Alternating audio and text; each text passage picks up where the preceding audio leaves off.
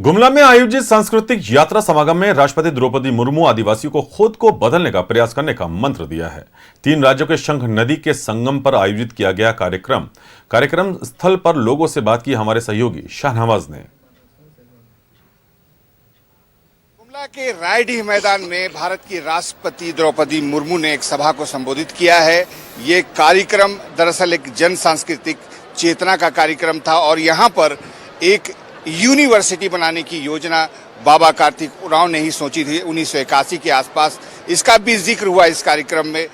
हम कोशिश करेंगे कि उन्होंने क्या क्या कहा है वो उसका सारांश बताएं कि ये कार्यक्रम किस दिशा में अब जाएगा। देखिए, सबसे पहले तो जो बाबा कार्तिक उरांव जी हैं, जिन्होंने पूरा जीवन जनजातीय समाज के हक के लिए, उनके सांस्कृतिक विरासत के संरक्षण के लिए उन्होंने लगाया, उनके विरासत को सहेजने का बहुत बड़ा अवसर है।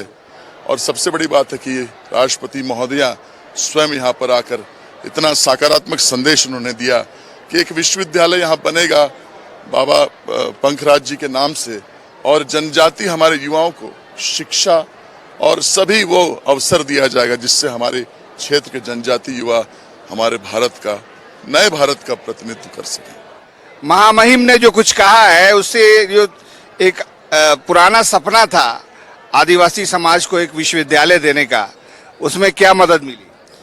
देखिए, इतने हजारों लोगों की आत्मा जुड़ी हुई है, लाखों लोगों की है, और महामहिम के एक जंगल के किनारे आना, डोढ़ा गढ़ा के बीच में आना, इसका मतलब यही है कि विश्वविद्यालय तो बनेगा।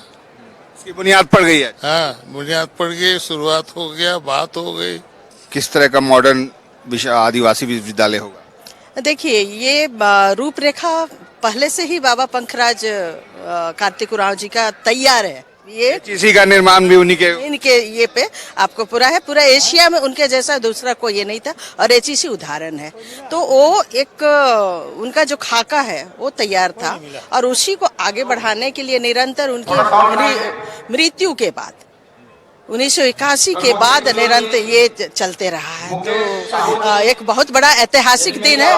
बाबा पंखराज जी के सपनों का हम लोग उड़ान भरेंगे कि ये जो कार्यक्रम है यहाँ पर, ये कार्यक्रम नहीं था, एक कोई अभिभाषण नहीं था। ये पूर्व केंद्रीय मंत्री, पूर्व सांसद भगत साहब, ये क्या मामूली कोई कार्यक्रम था या कोई ऐतिहासिक कोई?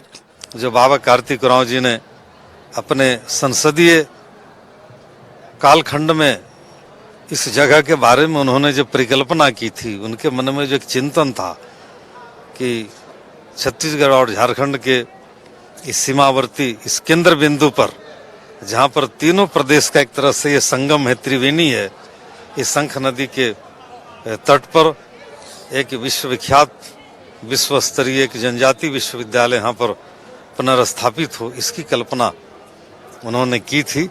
और आज विश्वविद्यालय निर्माण समिति के माध्यम से आज उन्हीं सपनों को साकार करने के लिए आज हम पूरे एकजुट होकर एक ताकत के साथ हम लगे हुए हैं।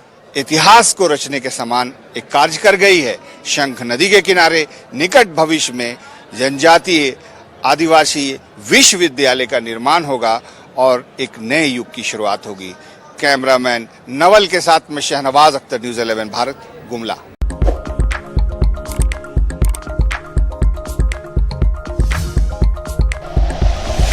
Like and share videos, subscribe करें हमारा चैनल और प्रेस करें बेल आइकॉन। न्यूज़ 11 भारत, सच है तो दिखेगा।